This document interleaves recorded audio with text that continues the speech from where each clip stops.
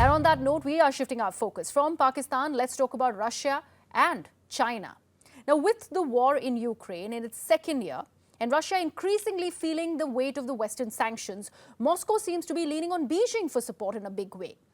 I can say this because Russian Prime Minister Mikhail Mishustin has signed a set of agreements with China on May 24th during a trip to Beijing, describing the bilateral ties with China at an unprecedented high. And all this despite disapproval from the West as the war currently drags on in Ukraine. Now remember, the Russian Prime Minister visited Beijing even as Moscow sent thousands of its troops to Ukraine and held talks with Chinese Premier Li Qiang and also met with the Chinese President Xi Jinping. Although Moscow is leaning on Beijing for support far more than China is on Russia, feeding on China's demand for oil and gas. Now remember, so far Beijing has refrained from openly denouncing Russia's invasion.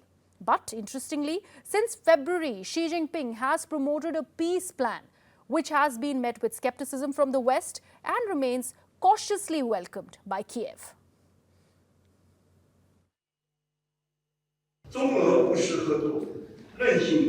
China-Russia pragmatic cooperation is characterized by resilience, great potential and extensive space, which has become even more prominent this year.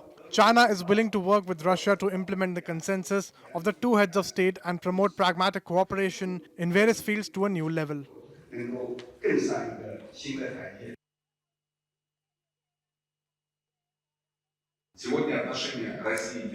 Today's relations between Russia and China are at an unprecedented high level.